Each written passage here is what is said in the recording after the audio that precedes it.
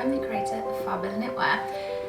I have something really fun planned today. I am going to do an early Edwardian Gibson Girl kind of look with my heirloom jumpers. I have knit two of them. It's one of my designs that was published last autumn. It's inspired by the style of bodice and blouse popular in the early Edwardian era, with the high neck, the lace front panel, the slight puff shoulders, all those delicious things. And while they would not have been traditionally knit, I have made that version, so it's inspired by. It's by no means a reproduction, and that's what I'm going to do with the look as well. I'm not going to do a "this is how they did it" thing because I don't have the makeup for that. I also don't have the hair for that. I have short hair, and that would have been quite scandalous in the early 1900s. So obviously I won't be able to do it the way they did it, especially with like the little baby hairs at the back. That's going to be tricky.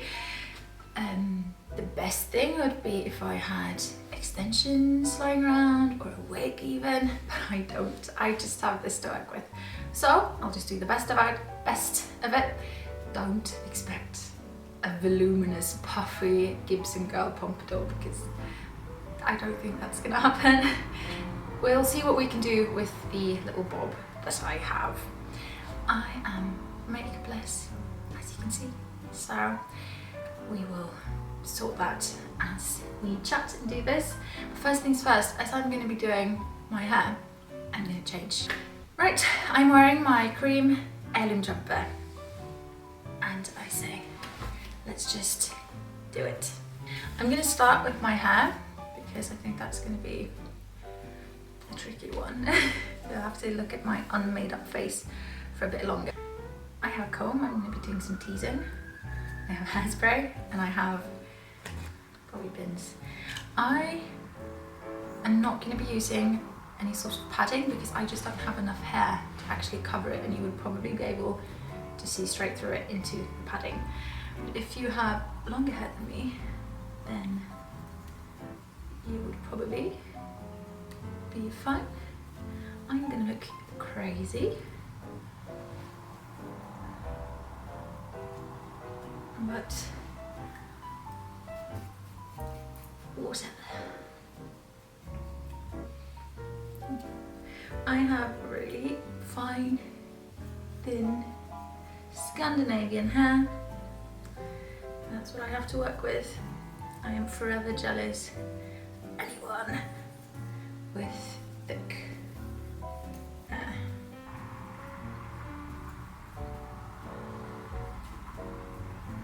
Okay, let's start drying. So I have done this before when I had longer hair. I used to do it every once in a while as just an everyday hairdo, and I didn't really have to tease it then because obviously it was longer, so I could do more with it. But let's try.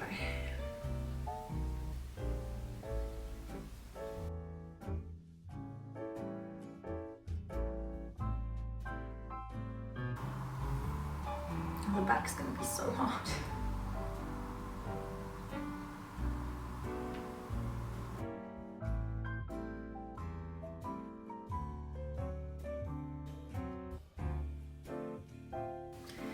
I have a mirror right there, which is why that's where I'm looking. It's kind of working. The important bit when doing this hairstyle to make it look iconic for the era and not just like a normal updo is this, in my opinion, is this wave that you get, this side parted wave for the Gibson Girl, which gives it, even though like this is not big, but my bangs doing this kind of give it that illusion at the very least. This is the hard bits, these. But ideally this would be a huge updo. Let's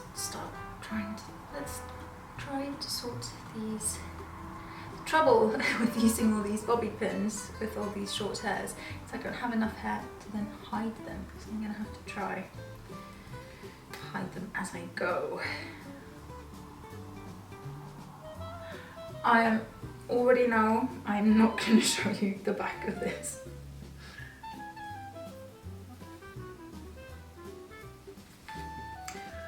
This is a very messy updo. I don't think I can make it work any better than this with how little hair I have to work with. I'm going to spray in it and see if that will give it some more volume.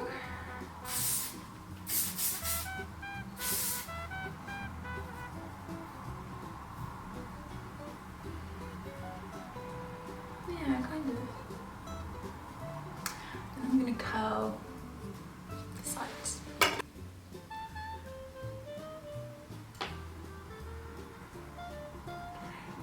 It's important, this section keeps its poofiness, so I'm going to do this in one go.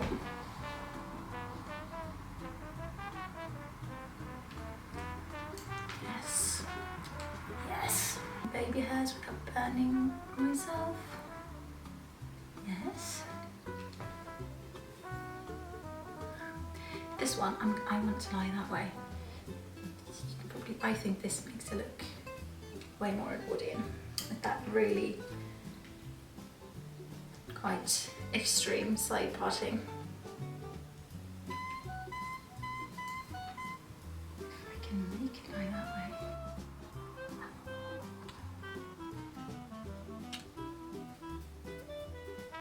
Yes, this is actually going better than I feared. More baby hairs. If some of the hairs that I've already pulled back come out easily when I just sort of brush through it, I'm gonna curl them and then lay them back again, as I said, just try to give it a bit more texture.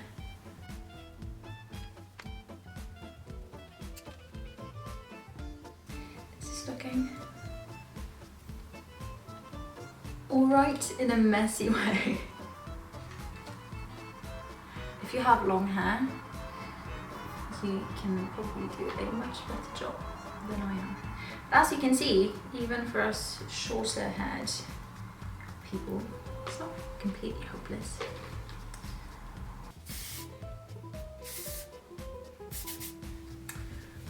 I'm okay with this. I don't think I can do a better job unless I have hair pieces.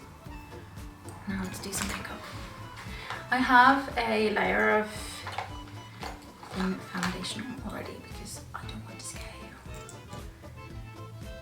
Let's start with some more concealer. I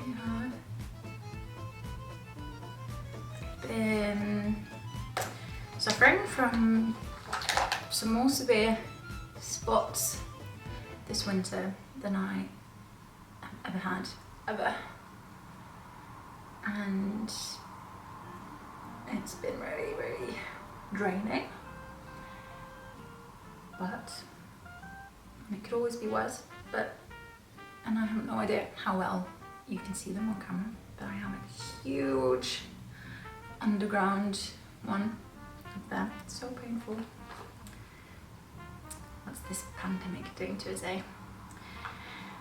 Right, before I go in with powder, I am gonna go in with the cream foundation. I love cream foundations. This is a really nice rosy one from Another Stories, and if you look at this reference picture from an Edwardian pamphlet or a drawing, then you can see the cheeks were quite rosy, so I'm just gonna go for it.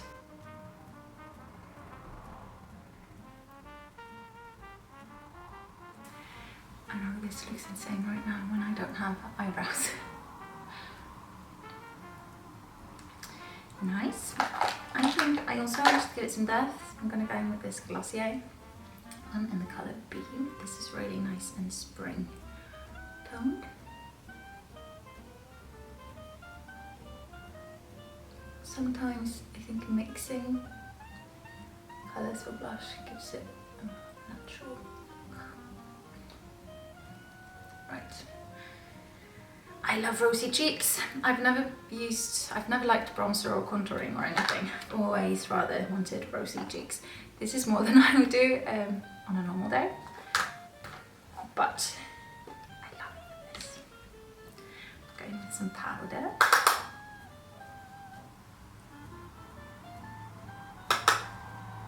This is from Too Faced. Oh no, I brushed off my concealer off my spots.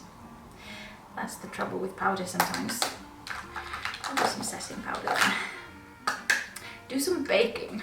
It's great if you're like me and have genetically dark circles under your eyes, which you can't really do anything with. It's fine. And baking can help. I very recently broke the shadow that I use for my eyebrows, and I've not gotten around to getting a new one because all the shops in Oslo are closed for the pandemic lockdown, and I want to see them in real life because I need a cold colour. I'm going to go in with this charcoal, which probably sounds quite dramatic, but it turns out alright. Brows were just quite natural in that era, so I'm just going to follow the shape of my own brows.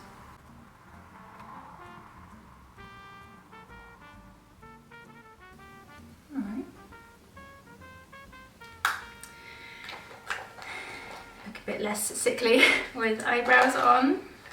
Mine are so light, they always have been, and they take dye really badly. I can dye them and they'll be fine for like 3 days and then it's almost all gone.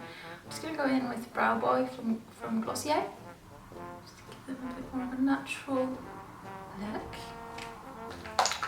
Let's do eyes. Eyes look very natural. They're not as smoky and modern in a way as the eyes of the 20s, but they still, you can see in pictures, they still look nice and rosy. So I'm going to go in first with just a cream base. This is from the Soft Glam 2 from Anastasia Beverly Hills.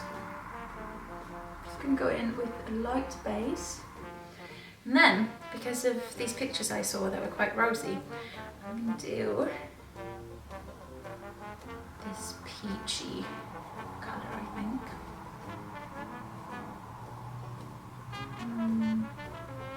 Too peachy. I'm going to use the Dusty Rose colour.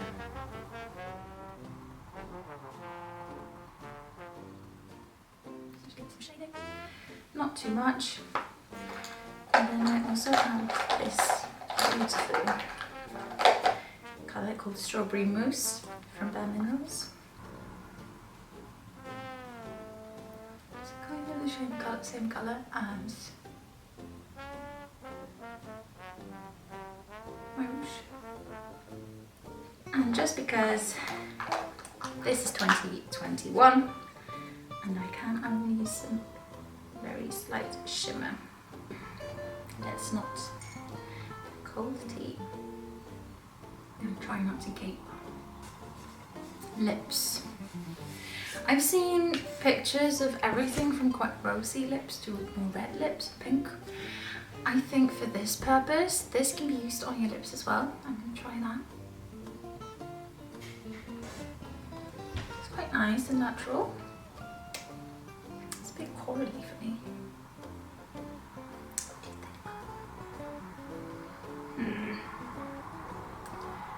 I might layer it with something. Yep. Just a little bit. This is more of a terracotta colour. Yes, it's a nice colour. That's it. I think this actually worked out quite well. Better than I thought, hair-wise at least. My hair is short, and so I wasn't sure this was going to work at all. But I at least got the semblance of an Edwardian hairdo together. I've not looked in the back. I'm sure it looks horrendous. But I think it worked, at least from the front. It very much gives the illusion of a Gibson Girl hairdo. So I'm going to be styling my cream Heirloom Jumper and the hair and the makeup with an actual antique Edwardian skirt that I have. Actually, this is an underskirt, but I'm going to be using the underskirt. But for our modern sensibilities, it's fine.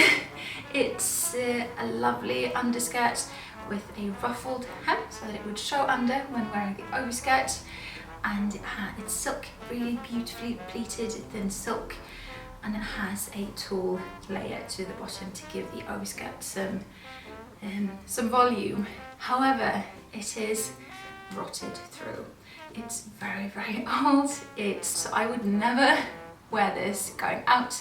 I would be standing there in nothing but my undergarment if I did so, even though it being an underskirt, it kind of is an undergarment already. But I will wear it for this sake. I am very, very careful, but it is already rotted through. There is no saving this, so do not feel sorry for it. I'm also going to pair it with an Edwardian late Victorian nurse's belt.